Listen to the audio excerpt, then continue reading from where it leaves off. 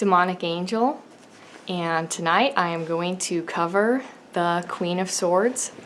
Still just going through, having to search my own channel to see which ones I have and have not covered. Not many left. In any case, if you want to support me, you can check out my Patreon link below, and there's various tiers, and I update that now regularly, so yeah, go ahead and check that out if that interests you, but today we'll get started. The Queen of Swords. So I just usually end up picking some random spot that draws my attention and then going from there. This is kind of like mind over matter in this way, because we have the like, it's like a creek, a stream, you know, in the background, right? Water is the emotions, and so you know, her head is above the clouds. Not only above the clouds, but it's like she's on a hill, so she's rising above this experience. You know, mind over matter, and her judgment is not clouded because her head is not in the clouds. So she is able to see that clear-cut truth. Of course, swords being thoughts, usually associated with intellect, logic. But yeah, there really is that stream back here, and of course we've got the trees. So for me, this is kind of like this is kind of like her haunted forest of her past, where she had some kind of emotional experience that was really heavy.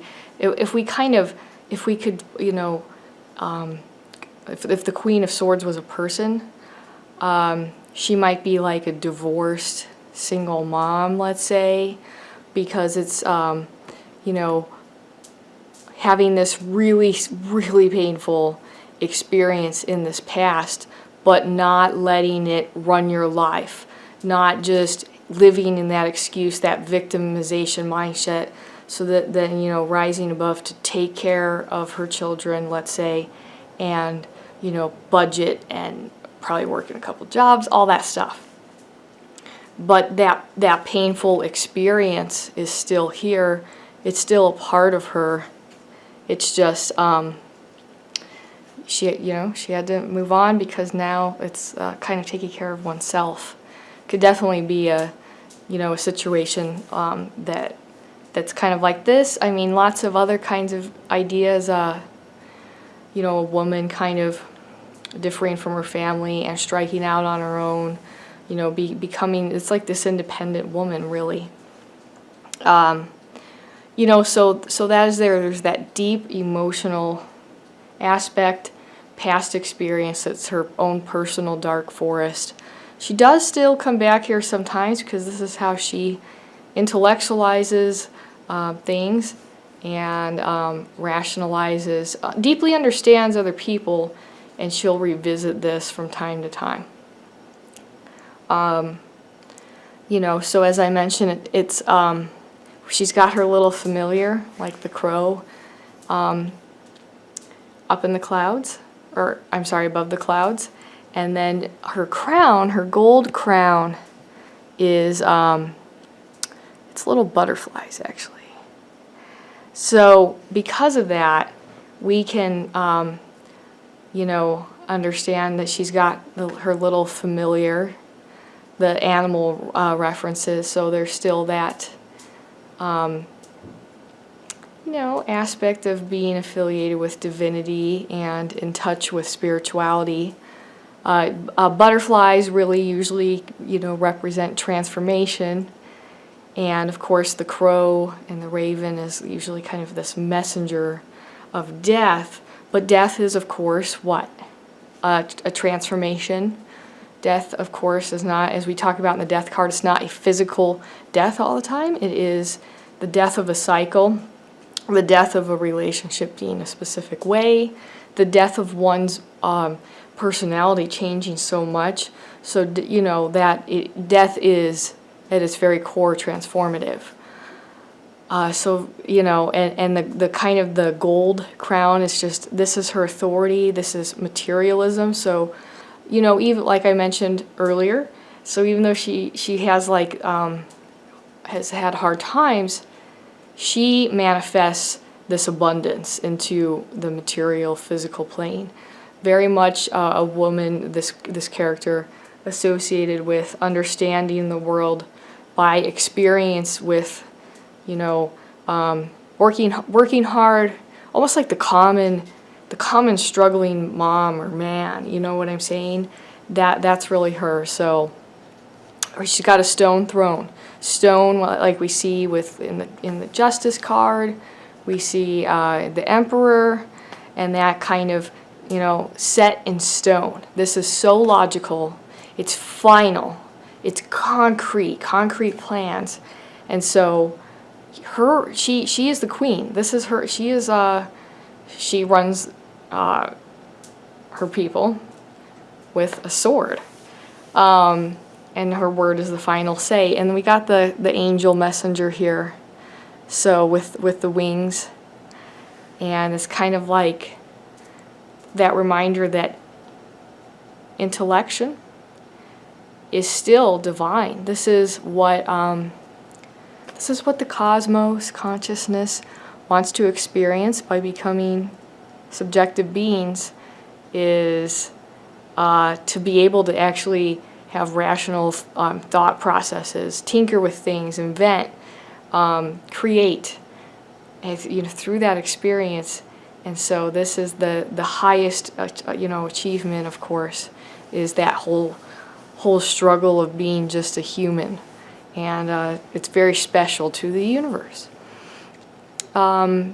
She's got her white, you know, representing her purity. So she has this really good heart. And she's got they're like little red boots, slippers at the bottom. And that's, you know, her strong tie, once again, she's really to the physical plane. You know, red and orange are like the base chakras, that energy, really tied. This is really a grounded person, really good, not just ideas, but she's able to execute these ideas because she is her own biggest influence. Like, this is a person who you can say something to them, and they're not going to just automatically assume what you think. They have their own. They match it against their own thoughts, critically taking apart, you know, things, or just plain simply not, you know, being so immersed. When we say like, sometimes the people are so egocentric or something. Those are sometimes where we get the people with the best ideas, because they're so, you know, engrossed in themselves that they're not so influenced by everybody else's ideas, especially we could see in the age of like social media. But rather than just absorbing those ideas as one's own, maybe see, you know, taking the good and the bad and then building better, even better, more creative thoughts off of that. And not being afraid to go against the tide, to just cut through and say, here, this is actually what I think, you know. And it doesn't matter if like literally nobody else would raise their hand and say, I think so too. I'm going to, you know, still put that kind of thinking out there, just because that split second, that, you know, I mean, swords, the cut fast, this is what I think, bringing it to the table. She's wearing a little cloak here with the clouds. So the clouds are kind of, again, that tie back to, you know, she goes down the hill. Back here, it's, you know, back in the clouds. So she's still very attached to her struggles and the way that they have shaped her. So in this upright kind of way, this is she's able to relate very strongly to other people, especially people who've, you know, had the exact same kind of pain. So I'll put it this way. You know, a teenager who loses one of their parents to cancer, and they meet somebody else who's a teenager who's lost their parent to cancer. They can have, once somehow that knowledge occurs, whether it's just plain spoken or, it's just that we meet feeling and there's something deep we have in common, and then, sensitive individuals can pick what that is up and just go with that. So just be able to completely relate to that person, because they know, there's that deep knowing that if you feel some way, although, we express our emotions differently, that is such a human way to feel, that there really is not this one answer. There's this searching, this longing that is had and lost, and to be able to completely relate to that. And so by, looking at this upright idea, then, being able to just, help that person, because you know exactly what they need to be, have said, because it literally, you experienced it. I mean, it's also like, the last kind of scenery explanation here. She's got, the sword in her right hand, the right hand being, usually your strong arm, and this is her sword of logic and truth, just cuts through, and the left hand, being the receptive. So she's still open to receiving advice, to hearing, to listening, welcoming, her people. The left hand is the recessive hand, generally, except for you left-handed people. So she's, still that welcoming kind of, but, of course, if you get too close and you're going to come up to her and say something that's full of shit, you're going to get cut. And it's like, it's really just like, I think another example would be like, probably lying to somebody like an EMT, let's say, and saying, no, I haven't had anything to drink, whatever. Somebody with that many, let's say years of experience, they've probably seen all kinds of human suffering, and they're going to be able to cut through the bullshit right away, because they've seen, they've been in the halls of the human experience and can just take that and really judge people.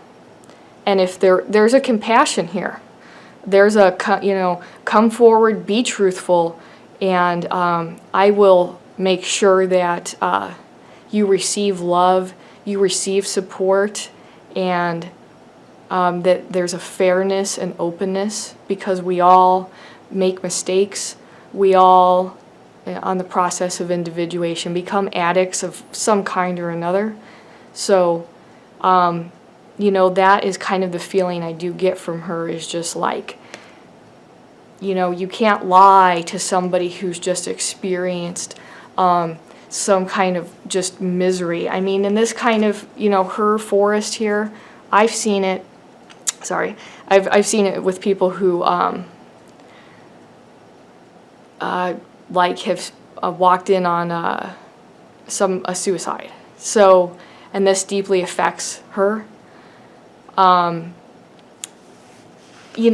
at the same time as she goes through this whole process of healing, because of course healing isn't so linear as everybody would like it to be, she really kind of has these more astute observations of others. Like, it's a kind of really, the trauma has opened this woman I'm talking about up to perceiving more of people's habits, and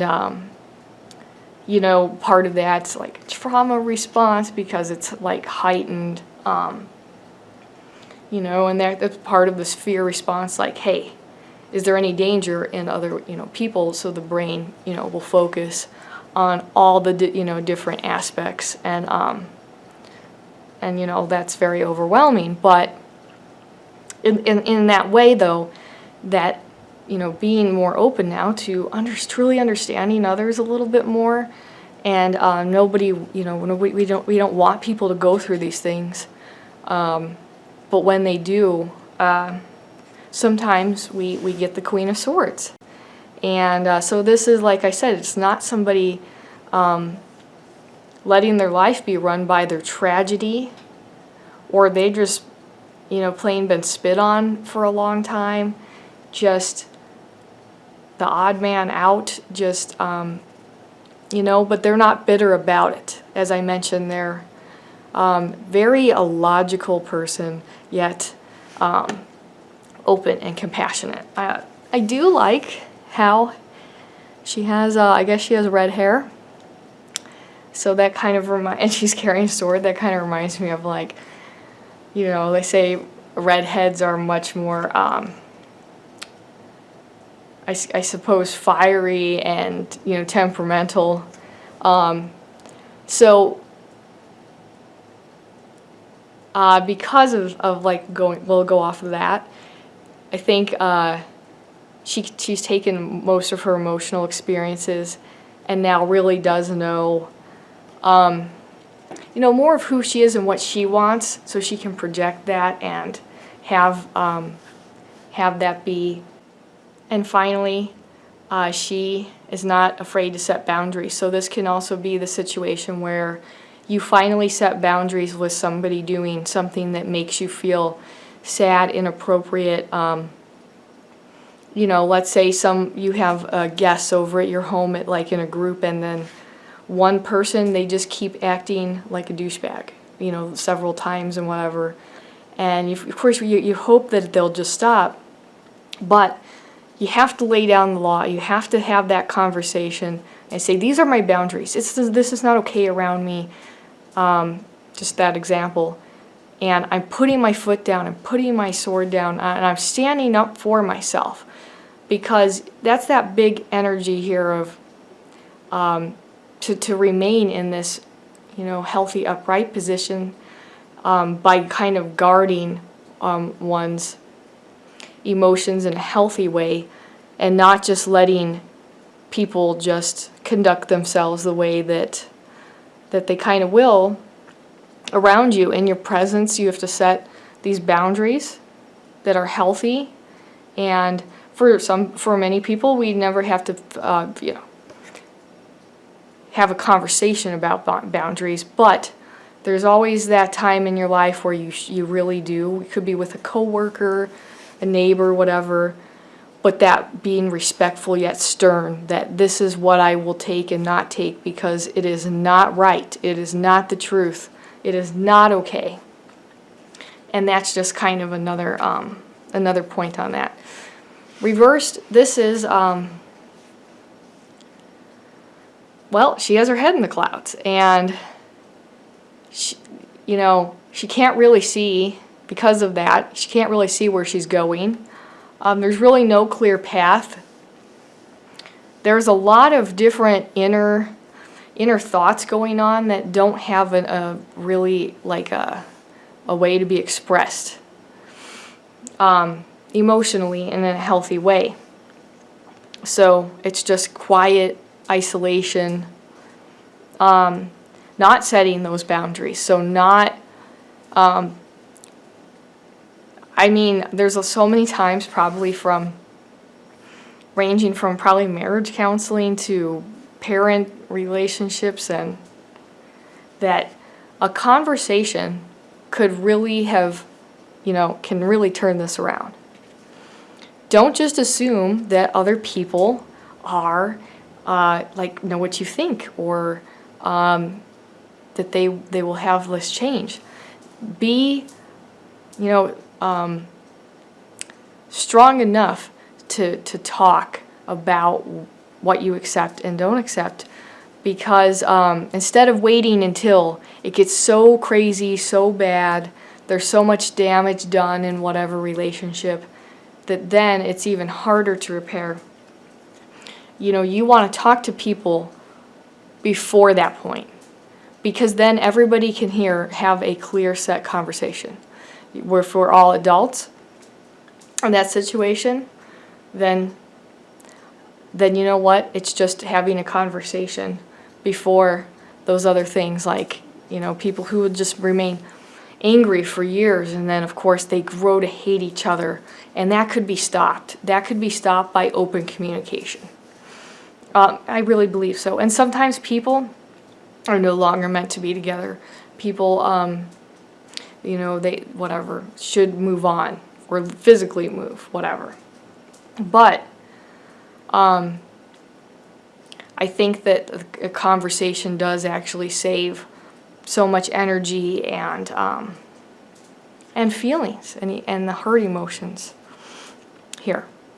So just kind of keep that in mind. It's a very simple kind of way to, have that friendly reminder about Queen of Swords reverse. So thank you for listening.